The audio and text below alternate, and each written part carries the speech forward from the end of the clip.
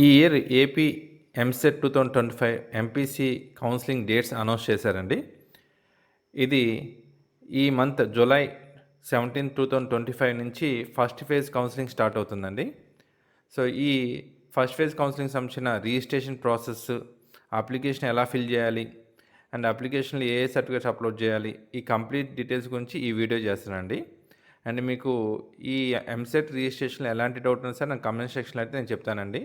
So ఇది మీరు ఓన్గా చేసుకోవచ్చు రిజిస్ట్రేషన్, చాలా సింపుల్ అండి. Just me EAMCET hall ticket number, me date of birth కొడితే అన్ని డీటెయిల్స్ ఆటోమేటిక్గా వచ్చేసి రిమైనింగ్ ప్రాసెస్ అంతా నేను చెప్తాను మీకు. సో ఇది వచ్చేళ్ళకి మీకు ఫస్ట్ ఫేజ్ 17 స్టార్ట్ అవుతుంది కదండి. అండ్ క్లాసెస్ వచ్చేళ్ళకి మీకు ఆగస్ట్ 4 నుంచి స్టార్ట్ చేస్తామని ఇచ్చారండి. సో ఈ అంటే మనకి చాలా లాస్ట్ ఇయర్తో పోల్చుకుంటే ఈ కౌన్సిలింగ్ చాలా ఫాస్ట్గా స్టార్ట్ అయ్యేటండి. ఎందుకంటే లాస్ట్ ఇయర్ మనకి 30,000 సీట్స్ మిగిలిపోయినట్టు ఏదో అనౌన్స్మెంట్ వచ్చినాయండి. అందుకని ఈసారి అలా జరగకుండా ఉండడం కోసం గవర్నమెంట్ తీసుకున్న డిసిషన్ అండి. చాలా ఫాస్ట్గా కౌన్స్ చేశారు. అండ్ ఆగస్ట్లో మీకు pharmacy and agriculture counselling start అయ్యింది. అండ్ ఆగస్ట్ సెకండ్ వీక్లో మీకు సెకండ్ కౌన్సిలింగ్ స్టార్ట్ అవుతుందండి. సో ఆ అప్డేట్స్ వచ్చినప్పుడు మళ్ళీ చెప్తానండి. ఇక్కడ మీకు రిజిస్ట్రేషన్ ప్రాసెస్కి అప్లికేషన్ ఫిల్లింగ్కి మనకి 1,200 రూపీస్ అవుతుందండి. ఎవరికి ఓసీ అండ్ బీసీకి 1,200 రూపీస్ అవుద్ది. అండ్ ఎస్సీ ఎస్టీకి వచ్చేకి 600 రూపీస్ అవుతుందండి.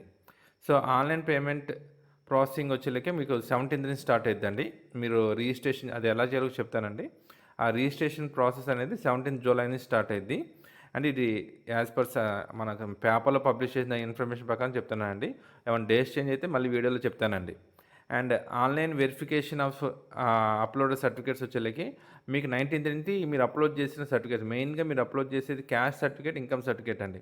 సో ఈ రెండు మాత్రం వెరిఫై చేసి మీరు వెబ్ ఆప్షన్కి ఎలిజిబుల్ ఉందా లేదని చెప్తారండి.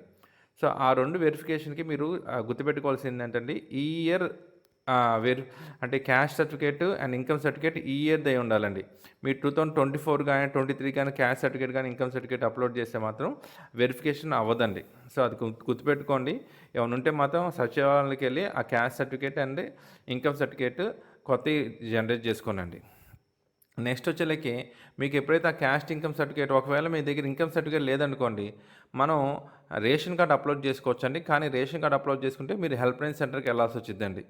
ఏదైతే మనం హెల్ప్ లైన్ సెంటర్ పెట్టుకుంటాం రిజిస్ట్రేషన్ ప్రాసెస్లో మన దగ్గర ఏదైతే మీకు ప్రాబ్లం వస్తే హెల్ప్ లైన్ సెంటర్కి వెళ్ళాలనుకుంటారో ఆ హెల్ప్ లైన్ సెంటర్కి వెళ్ళాల్సి వచ్చిందండి. సో హెల్ప్ లైన్ సెంటర్కి వెళ్తే అప్పుడు అక్కడ మీరు ఈ హెల్ప్ లైన్ సెంటర్ వెళ్ళే లోపల మీరు ఇన్కమ్ సర్టిఫికేట్ తెచ్చుకొని అది హెల్ప్ లైన్ సెంటర్లో చూపించుకున్నా సరే మీకు ఫీజు రింబర్స్మెంట్ వెళ్ళి వచ్చిందండి. రిమైనింగ్ డేటా అంతా ఆటోమేటిక్గా మీకు ఫిల్ అవుతుందండి. సో అది ఎలా అని చూడండి. ఫస్ట్ మీరు కౌన్సిలింగ్ రిజిస్ట్రేషన్ చేసుకోవడానికి మీకు వెబ్సైట్ ఇచ్చాను చూడండి, sets.apsche.ap.goe.in. ఈ వెబ్సైట్లోకి వెళ్ళి మీరు ఎంసెట్ 2025 అడ్మిషన్ అనేది ఎంపీసీ స్ట్రీమ్ అని ఉంటుందండి, అది క్లిక్ చేయాలండి.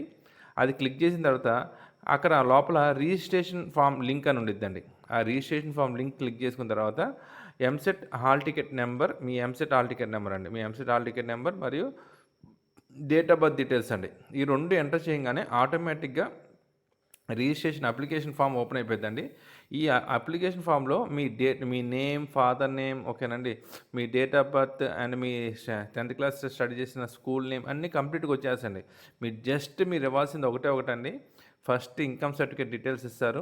ఇన్కమ్ సర్టిఫికేట్ నెంబర్ ఉండిద్దండి, సర్టిఫికేట్ మీద ఐసీ అని ఉండిద్ది, స్టార్టింగ్ పైన బార్ కోడ్ కింద ఉండిద్ది. ఆ నెంబర్ ఇస్తారు. ఆ నెంబర్ ఇచ్చిన తర్వాత మీకు అది వెరిఫై కొట్టంగానే అది అడిగిద్దండి, సచివాలయమా లేకపోతే ఎక్కడ సర్టిఫికేట్ తెచ్చుకుని అడిగిద్ది. అది మీరు కొట్టంగానే మీకు ఆటోమేటిక్గా అది ఇన్కమ్ సర్టిఫికేట్ ఎంత అని కూడా చూపించేసిద్దండి, అక్కడే చూపించేసిద్ది. సో మీరు జస్ట్ ఆ నెంబర్ ఇస్తే చాలు. అలానే క్యాస్ట్ సర్టిఫికేట్ ఇది కానీ అది కూడా అడిగిద్దండి, సచివాలయం తెచ్చారా, ఎక్కడి నుంచి తెచ్చారు, మీ సేవని తెచ్చారా అని అడిగిద్ది. ఆ క్యాస్ట్ సర్టిఫికేట్ రాగానే ఆటోమేటిక్ మీ క్యాష్కి వచ్చింది. ఈ రెండే మీరు ఎంటర్ చేస్తారండి, రిమైనింగ్ ఎలాంటి డీటెయిల్స్ మీరు అవసరం లేదు. అది ఎంటర్ చేసిన తర్వాత నెక్స్ట్ మీరు వెళ్ళి అన్ని డీటెయిల్స్ చెక్ చేసుకోవాలండి. ఒకవేళ మీరు ఇచ్చిన డీటెయిల్స్లో అంటే already previous EAMCET application fill చేసేటప్పుడు మీరు ఇస్తారు ఈ డీటెయిల్స్ అన్ని. ఆ డీటెయిల్స్లో ఏమైనా మిస్టేక్ ఉంటే మాత్రం దాన్ని కరెక్షన్ చేసుకోవచ్చండి మీరు. సో అక్కడ మీకు ఎడిక్ట్ ఆప్షన్ కింద కరెక్షన్ చేసుకునే ఆప్షన్ ఉంది, అది చేసుకొని ఒకవేళ కరెక్షన్ లేకపోతే కిందకు వచ్చే కింద డిక్లరేషన్ ఉండిద్దండి. ఆ డిక్లరేషన్ క్లిక్ చేసుకొని ఆ డిక్లరేషన్ ఫిల్ చేసిన తర్వాత, డిక్లరేషన్ అయిపోయిన తర్వాత మీరు పేమెంట్ చేసుకోవచ్చండి. సో ఇందాక చెప్పాను కదండి, కంప్లీట్ మీ డీటెయిల్స్ మొత్తం ఇచ్చిన తర్వాత మీరు క్లిక్ చేసుకున్న తర్వాత అప్పుడు మీకు మన ఎగ్జామ్ ఫీ అది రిజిస్ట్రేషన్ ఫీజు పెట్టుకోవడానికి పోర్టల్ కొత్తగా ఓపెన్ అయిద్దండి. అది మీరు ఆ రిజిస్ట్రేషన్ ఫీ ఆన్‌లైన్ దాన్ని పెట్టుకోవచ్చు. క్రెడిట్ కార్డ్ కానీ, డెబిట్ కార్డ్ కానీ ఏ కార్డ్ ద్వారా అయినా సరే మీరు పేమెంట్ చేయొచ్చండి. సో, పేమెంట్ చెప్పాను కదా ఇందాక 1200 + 600 1200 ఏమో ఓసీబీసీకి, 600 ఏమో ఎస్సీ, ఎస్టీకి అండి. అయిపోయిన తర్వాత మీకు ఎప్పుడైతే ఈ రిజిస్ట్రేషన్ ఉంటుందో మీకు ఆ రిజిస్ట్రేషన్ మొత్తాన్ని ప్రింట్ తీసుకోవచ్చండి. సో, అది మీరు ప్రింట్ తీసుకొని సేవ్ చేసుకొని పీడిఎఫ్‌లో సేవ్ చేసుకొని ప్రింట్ చేసుకోవచ్చు. లేదా డైరెక్ట్ ప్రింట్ అని ఇచ్చుకోవచ్చు. ఇచ్చేసిన తర్వాత అండి మీకు ఎప్పుడైతే ఈ సర్టిఫికేట్స్ మనకు 2 డేస్ టైం పట్టిద్దండి వెరిఫికేషన్‌కి. ఈ సర్టిఫికేట్స్ వెరిఫికేషన్ అయిపోగానే మీరు వెరిఫికేషన్ మీరు అయిందా లేదా అని చెక్ చేసుకోండి. అక్కడ మనకి సైట్‌లోని వెరిఫికేషన్స్ అని క్లిక్ ఉండిద్దండి. సో, ఆ వెరిఫికేషన్ క్లిక్ చేసుకొని సర్టిఫికేట్స్ దగ్గర మీ హాల్ టికెట్ నెంబర్ మళ్ళీ సేమ్ డేట్ ఆఫ్ బర్త్ తీసుకుంటే అక్కడ మీకు వెబ్ ఆప్షన్స్‌కి ఎలిజిబిలిటీ ఉందా లేదా అని చెప్పిద్దండి. సో, వెబ్ ఆప్షన్‌కి ఒకవేళ మీకు వెబ్ ఆప్షన్‌కి ఎలిజిబుల్ లేకపోతే మీదేదో సర్టిఫికేట్స్ మీరు ప్రాబ్లమ్ ఉంది దాన్ని స్కాన్ చేసి అప్లోడ్ చేయమని చెప్పిద్దండి. నీట్‌గా అక్కడ డీటెయిల్స్ ఇస్తారు. అప్పుడు మాత్రం మీరు ఒరిజినల్ సర్టిఫికేట్స్ స్కాన్ చేసి అప్లోడ్ చేయాలండి. ఇందాక చెప్పినప్పుడు కూడా ఇన్కమ్ సర్టిఫికేట్, క్యాస్ట్ సర్టిఫికేట్ ఒకవేళ మీ నెంబర్ సరిగ్గా ఆ నెంబరు కొత్తది అనుకోండి, లేటెస్ట్‌గా చేయించిందనుకోండి, ఆ నెంబర్ కొట్టంగానే డీటెయిల్స్ రావండి. అప్పుడు కూడా మీరు స్కాన్ చేసి అప్లోడ్ చేయాల్సి వచ్చిద్దండి. సో, ఎప్పుడైతే మీరు ఈ సర్టిఫికేట్స్ వెరిఫై అయిపోయిన తర్వాత వెబ్ ఆప్షన్‌కి ఎలిజిబుల్ వచ్చిద్దో ఆ తర్వాత మనం వెబ్ ఆప్షన్స్ పెట్టుకోవచ్చండి. సో, ఆ వెబ్ ఆప్షన్స్‌కి ఎలా పెడతారని నెక్స్ట్ వీడియో చేస్తాను నేను. ఆ వెబ్ ఆప్షన్స్ మీరు పెట్టుకుంటే అప్పుడు మనకి ఆర్డర్ వైజ్ సీట్ ఎక్కడెక్కడ వచ్చిద్ది ఏందనేది నేను చెప్తానండి.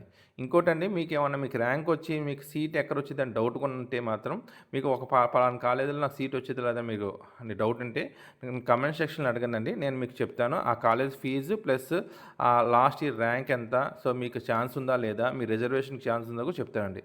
సో, మీకు ఇంట్రెస్ట్ ఉంటే కమెంట్ సెక్షన్‌లో అడగండి. ఇంకేమైనా డౌట్స్ ఉన్నా సరే నాకు కమెంట్ సెక్షన్‌లో అడగండి. సో, మీకు కంప్లీట్ ఎక్స్‌ప్లెయిన్ చేస్తాను అండి. థ్యాంక్ యూ అండి.